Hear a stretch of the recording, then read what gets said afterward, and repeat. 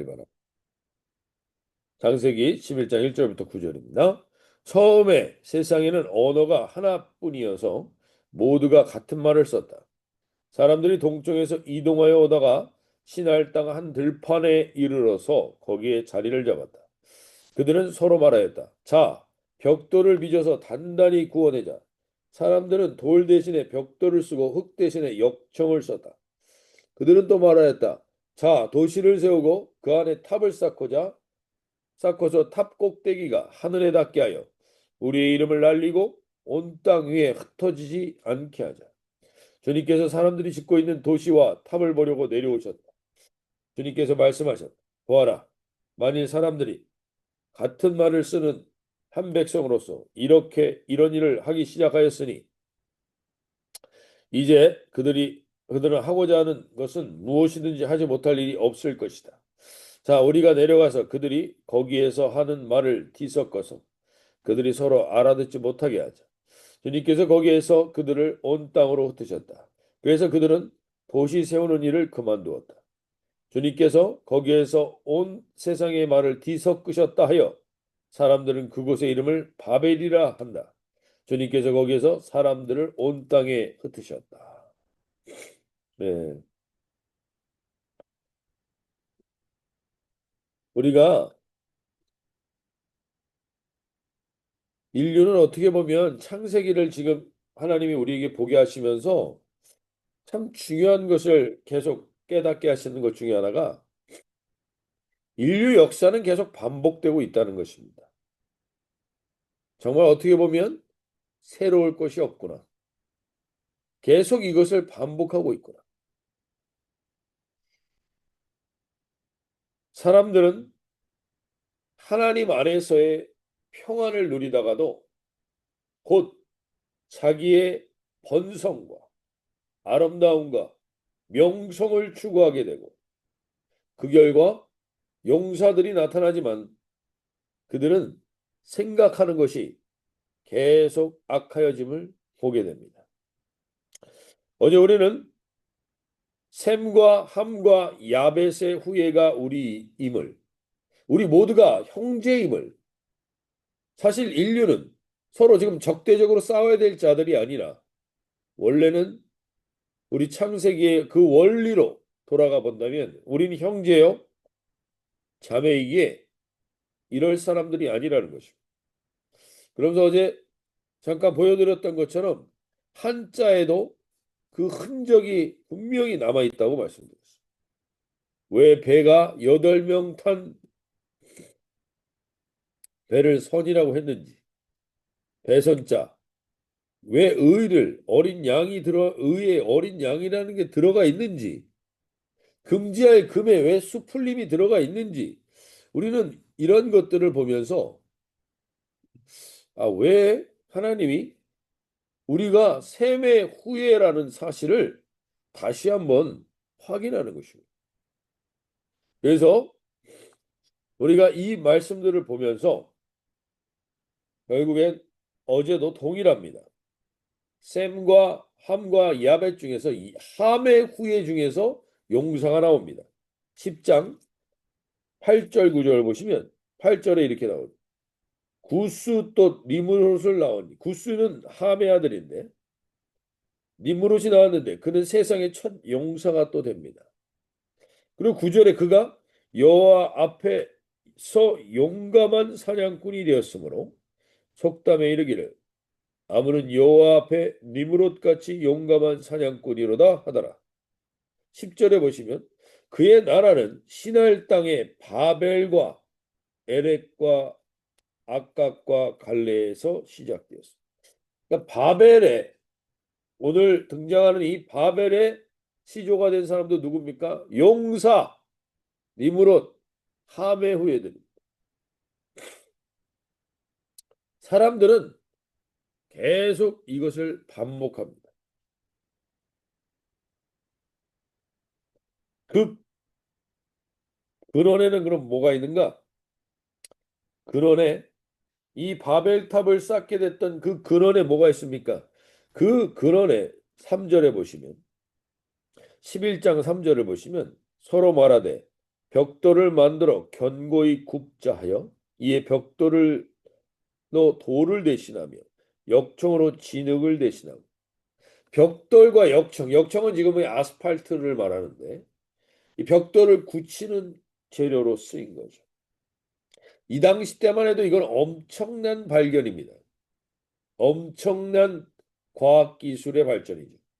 지금으로 따지면 AI와 비슷한 수준의 과학기술의 발전입니다. 우리는 지금 볼 때 벽돌과 아스팔트가 뭐 그렇게 대단한 발명이야? 라고 생각할지 모르지만 이 시기에 따지면 엄청난 지금의 AI와 같은 대단히 특별한 개발이었던 거죠. 그래서 그들은 그것을 발전하자마자 그들이 말하는 게 4절에 보시면 말하되 성읍과 탑을 건설하여 그 탑 꼭대기를 하늘에 닿게 하여 우리의 이름을 내고 온 지면에 흩어짐을 면하자. 이것은 선악과 이후부터 계속 반복된 인간의 죄의 속성입니다. 어떻게 해서든지 이름을 내고 어떻게 해서든지 높아지고 어떻게 해서든지 우리의 세력이 강해지기를 원하는 것. 이거는 본성입니다. 그리고 그것이 죄의 본성에 가장 강력하게 클릭되어 있기 때문에 우리는 이러한 속성이 계속 인류를 이끌어왔음을 보게 됩니다. 오늘 저와 여러분 가운데도 동일한 시대에 지금 우리가 직면하고 있습니다. AI의 발전과 그로 인해서 다시 인류는 언어가 통합되고 있습니다. 하나님이 흩어놨던 이 언어를 통합하면서 사람들은 다시 또 다른 탑을 쌓고 있습니다. 이 시대 때 우리가 성경을 통해서 동일한 교훈을 얻을 수 있어야 합니다. 성경은 우리에게 명확히 얘기해 줍니다. 그것으로 사람들은 선한 일을 하기보다는 악한 일에 마음이 모이게 될 거라는 겁니다. 바벨도 결국엔 우리의 이름을 내고 탑을 하늘까지 높이 쌓아 높아지고 우리의 이름을 내자는 거에 사람들은 모이게 될 겁니다. 교회조차도 그렇게 모이게 될 겁니다. 그러면 하나님께서 이들에게 언어를 흩어버리시고 이 사람들을 흩어버리시는 거예요. 이것은 하나님이 이들에게 그 악이 하늘에 닿게 되는 것을 막아주시는 특별한 은총입니다. 오늘 우리가 이 땅을 살아가면서 오늘 하루하루 나는 또 생계를 위하여 열심히 살아가고 있다고 생각하실지 모르지만 하나님이 저와 여러분을 이 새벽에 부르는 한 분 한 분들이 어떠한 존재인지를 아실 수 있기 바랍니다. 높아지고 사람들의 인정을 받고 사람들에게 내 이름을 내는 것은 결코 선한 결과로 가져올 가능성이 높지 않습니다.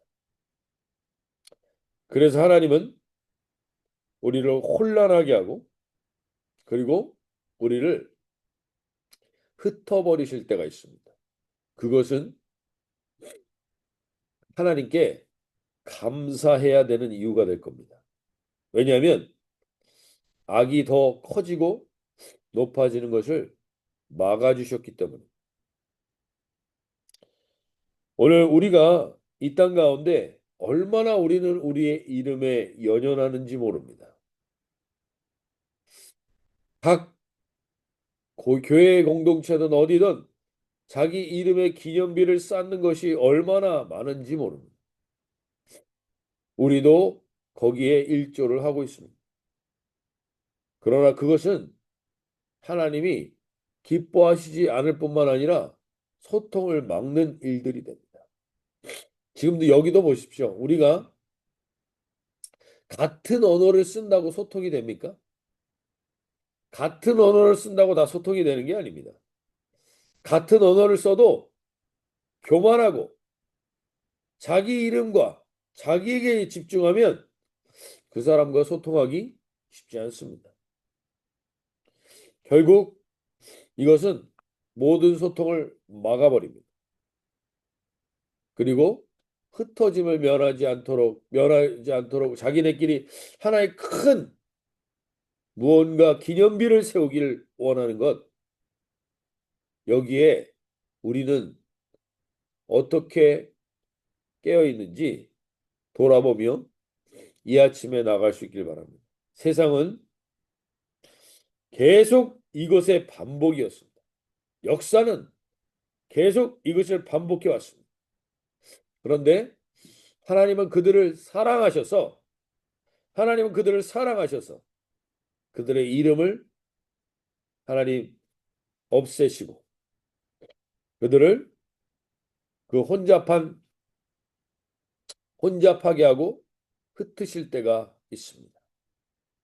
그것은 저주가 아니라 하나님의 사랑인 것입니다. 오늘 저도 다시 한번 이 교회에서 가장 먼저 없어져야 되는 게 저 자신의 이름이겠죠. 그 누구 때문에 이렇게 됐다. 하나님은 그것을 흩으시길 원합니다. 제거하길 원하시고 우리 안에 알게 모르게 그러한 요소들이 우리 안에도 있다면 하나님이 이 시대에 새로운 대안의 공동체를 세우시기 원할 때 가장 먼저 하시는 것이 이 이름들을 흩어버리실 겁니다. 자기의 이름을 내고 자기의 명성을 이뤄내고 자기의 기념비를 쌓는 것. 교회들마다 하물며 교회들마다 자기의 이름과 기념비가 얼마나 많은지 모릅니다. 무언가 누가 했다라는 것이 그렇게 크게 작용할 때가 많습니다. 그러나 그것은 온전한 하나님의 통로가 되지 못하기 때문에 하나님이 그것을 흩으실 때가 있습니다. 저와 여러분도 마찬가지로 이 아침에 깨어 기도하며 나갈 수 있기를 원하는 것은 어차피 우리는 이 땅에 기념비를 남기든 뭐하든 다 죽을 수밖에 없는 존재입니다. 에노스, 우리가 죽을 수밖에 없는 존재가 뭘 그렇게 남기려고 하고 뭘 그렇게 드러내려고 하고 뭘 그렇게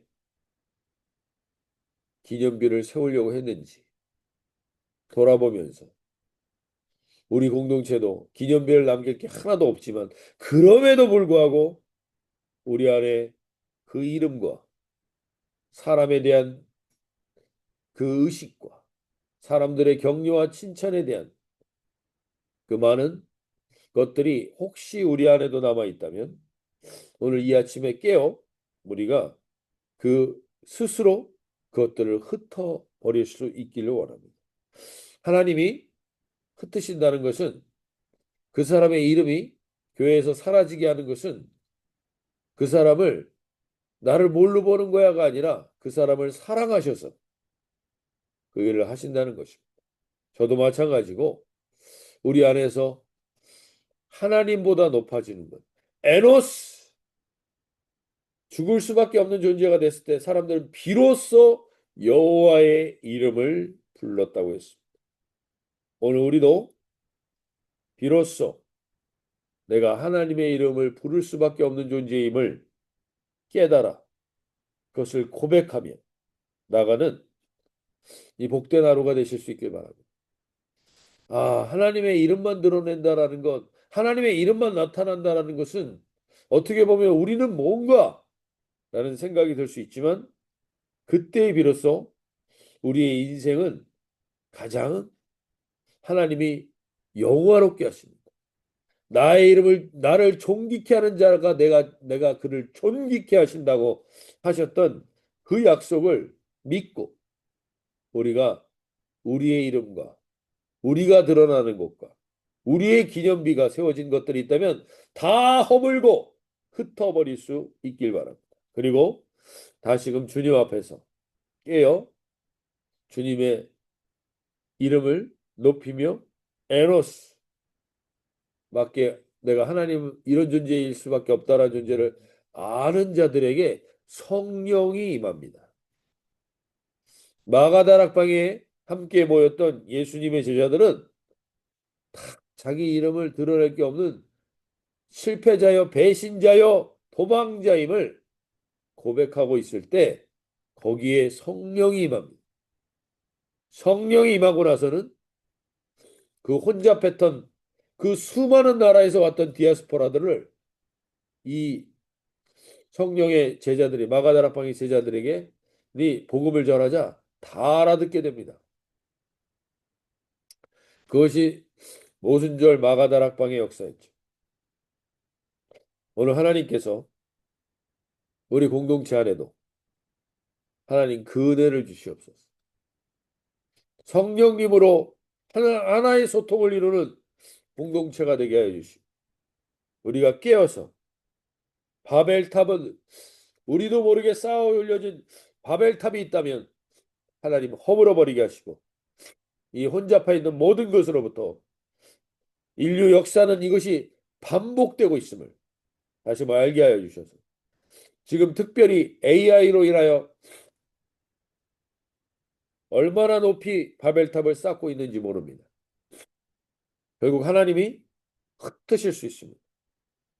그것을 대비하여 깨어있는 이제 마지막 때를 준비하는 저희들로서 하나님 깨어 이 역사의 사인 앞에 하나님의 부르신 그 한 사람 이제 내일부터 등장하는 아브라함의 가족들 그 한 사람 그 한 사람으로 우리가 이 교회에 부름받아 있는 사람들이라는 사실을 깨닫고 오늘 주님 그 시대의 대안으로서 에노스의 삶을 살아갈 때 성령 하나님이 오늘 우리와 함께 하시며 나와 함께하는 사람들에게 그 소통의 은혜를 주실 줄로 믿습니다. 우리 함께 다 같이 기도하며 나가도록 하겠습니다.